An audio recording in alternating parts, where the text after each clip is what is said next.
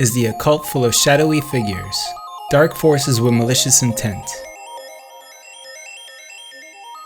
Or could it be benevolent spiritual practices teaching the deeper secrets of human potential that have been hidden from the public view for far too long? Get a microdose of what has been going on beyond the shroud of secrecy as we explore the history, misinformation, and the true goal of magic and the occult.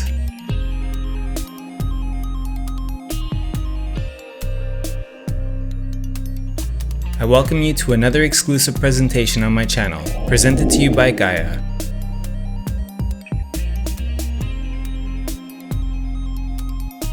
Stick around until the end of the video for a special offer from Gaia, exclusive to all of my subscribers.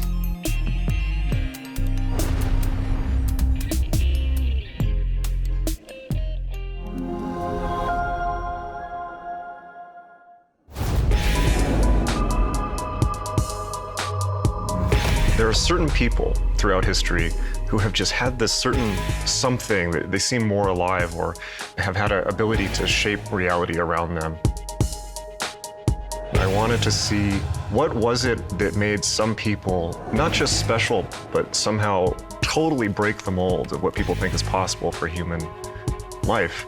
And for that reason, I started studying the occult. A witch stirring her cauldron for a wicked spell. A magician practicing black magic. A psychic holding a seance. What do these images all have in common? They are all stereotypes that many people think of upon hearing the word occult. Witches were shrouded in myth, fear, suspicion.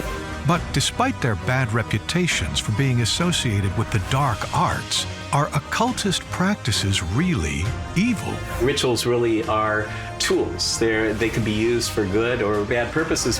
And if they're not inherently evil, how did these practices get to be associated with such social disgrace and disapproval in the first place? And what then is the true goal of occult magic?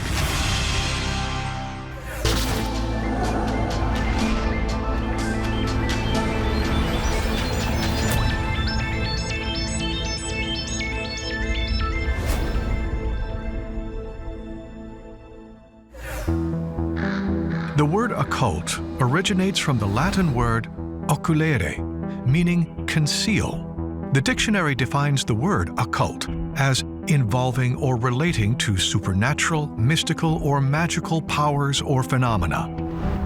Historically, many of these occult practices have been hidden or practiced in the shadows of society. Well, occult just means hidden. And anything that people feel is hidden from them, it's like when the lights are off and the room is dark, you assume something is there that's not. It could be scary. Many occult practices involve the use of magic. The word magic, as defined by Wikipedia, is the application of beliefs, rituals, or actions practiced with the view that they can subdue or manipulate natural or supernatural beings or forces. To me, that's what magic is, or spell working, or anything. Something that causes a shift in the natural trajectory. In life, nature, everything kind of goes in the easiest pattern to me. Almost flows downhill like gravity. Our life, if we don't put this to it, just is gonna take the easy path. Magic is going, I'm gonna shift that. Whether it's my perception or myself around the world within me.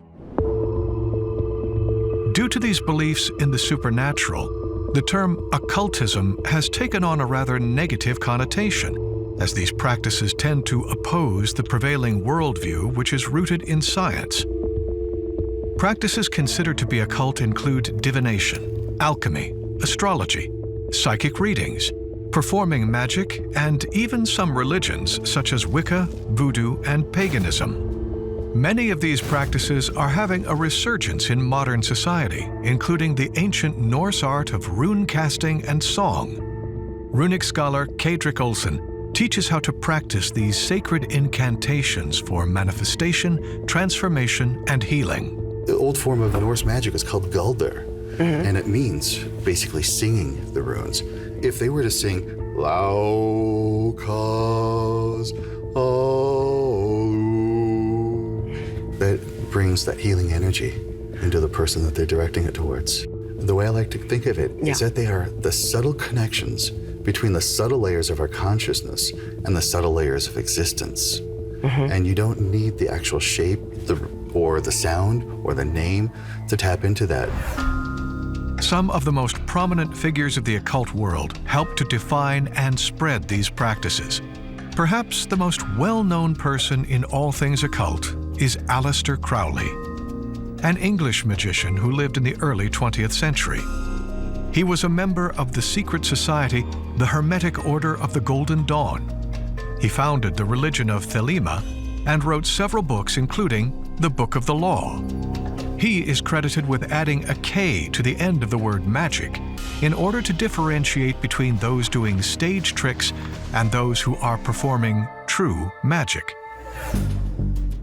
Crowley is known for practicing what he called sex magic, experimenting with drugs and altered states of reality, and for sensationalizing his practices in order to manipulate the media and gain fame. Well, Aleister Crowley was an extraordinary figure. He was a great artist. I think in many ways he was a great intellect. In many ways he was a truly great explorer into the occult. But he didn't provide the ethical guardrails in his life, in his works, or in the lives of his students that would help them not get sucked into a kind of magical narcissism. It's a recipe for great personal danger and danger to other people around you. While Crowley might have practiced both white and black magic, most experts suggest that this is in the minority, and that the majority of practitioners use only positive intentions in their practices. In fact, many disciplines, including magic and witchcraft, have moral codes that are not to be crossed if you are practicing white magic. White magic is magic that is undertaken for one's own personal evolution.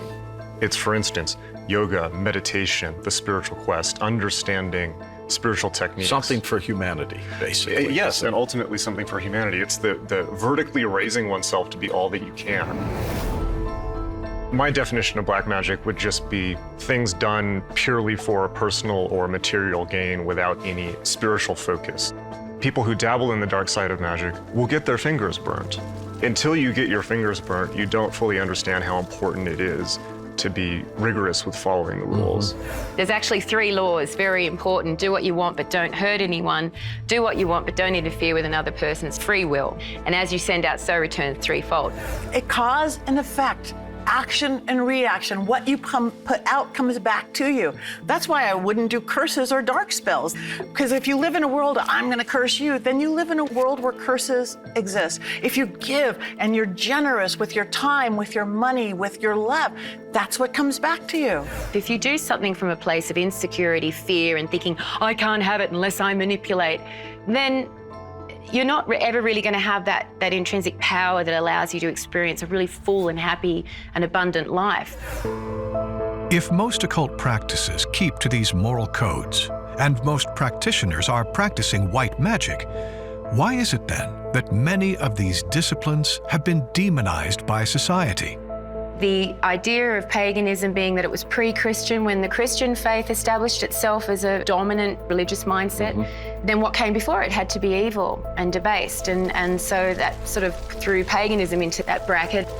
And then we have the pagan god, Lord of the Forest, Pan. It's a horned god. He's got horns and half his body's an animal. And it's more metaphorical than literal, but that image of Satan came from that image of the horned god.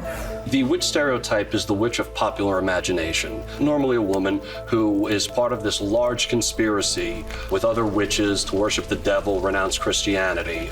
That person did not exist. What did exist were shamans and wise women and seers. Usually the negative stereotypes of witchcraft are based in ignorance and a lack of information. So I think the information age has actually been really, really healthy for the international magical community. If authentic magic isn't inherently bad or evil, then what is the true purpose of studying it? The act of living a magical life is a perpetual act of transformation and evolution, personal evolution. Adopting magic or any other spiritual path turns you into the best version of yourself.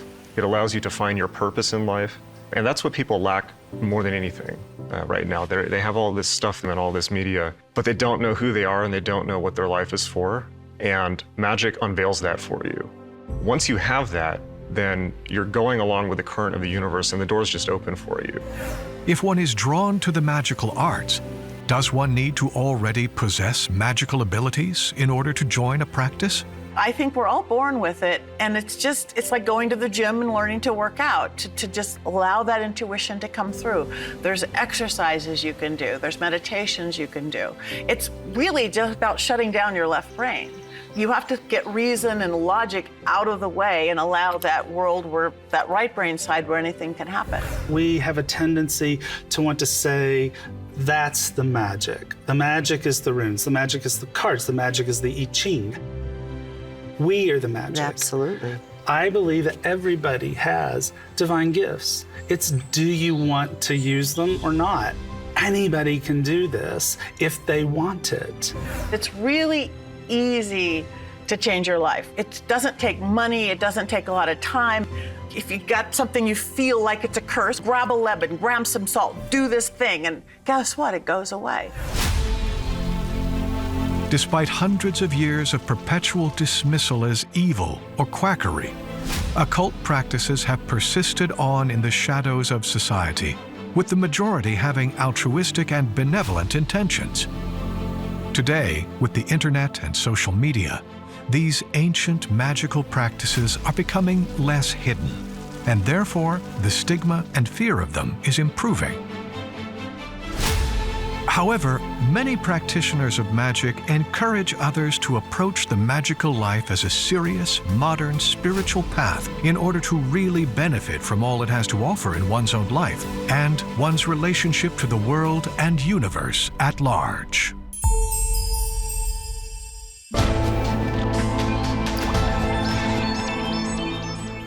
Visit my Gaia portal by clicking the link in the description area.